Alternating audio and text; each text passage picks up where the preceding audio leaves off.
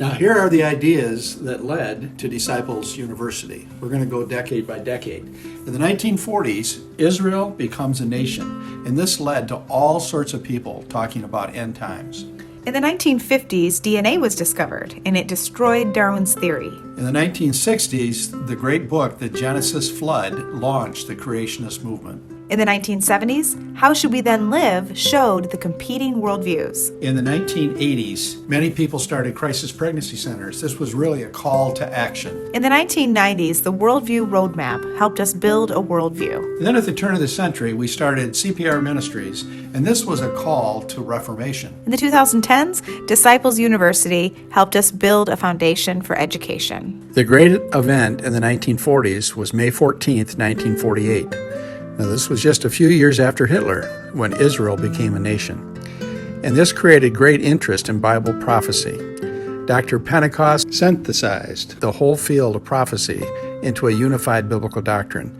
And all over the world, pastors, scholars, Bible students used this book as a comprehensive guide to the important subject of biblical prophecy. In the 1950s, Watson and Crick destroyed Darwin's theory of evolution. In 1953, they discovered the double helix, twisted ladder structure known as DNA. This discovery nailed shut the coffin on Darwin's theory. Why? Well, 100 years before, Charles Darwin wrote, "If it could be demonstrated that any complex organ existed which could not possibly have been formed by numerous successive slight modifications, then my theory would absolutely break down." Well, we know that DNA replicates itself by separating into individual strands, each of which becomes the template for a new double helix. The 1960s, the creationist movement. In 1961, authors Whitcomb and Morris launched the creationist movement with this book.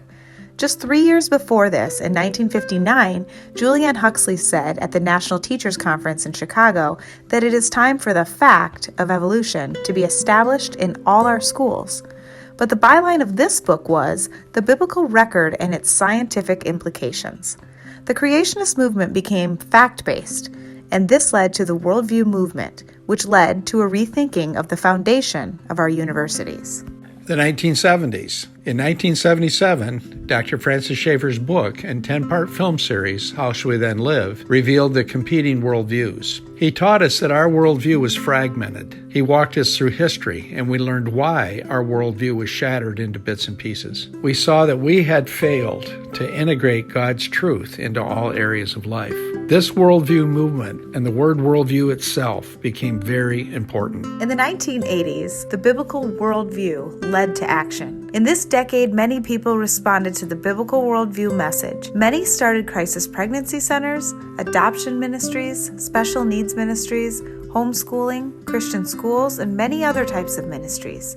Popular Christian songs of the 80s reveal many things about our mindsets. Then in the early 90s, I created Worldview Roadmap with 12 cities or subjects and a core question and answer for each. This roadmap was developed based on the book Understanding the Times by Dr. David Noble, Director of Summit Ministries. As we taught this roadmap, we realized that we were building a biblical worldview, and the real meaning of the word university started to emerge. At the turn of the century, in 2004, CPR Ministries, which means Christians protest the religion of secularism by reforming their discipleship strategy. Now, while the religion of secularism, rooted in evolution, continues to control the secular universities, we protest, like Martin Luther did, against the established religion of his day. He pointed to the Bible as the final authority for the Christian life. Followers became known as Protestants or Protestants. We agree. Disciples University advances a WAG strategy. In 2010, Disciples University was created to make the discipleship process clear and repeatable. DU rebuilds the framework for a true university. DU is a tool, an app, for disciple makers to use to make disciples. DU presents Christianity as real, true, and valuable in all areas of life. Please answer the 3 questions, then move on to the last video in section 101.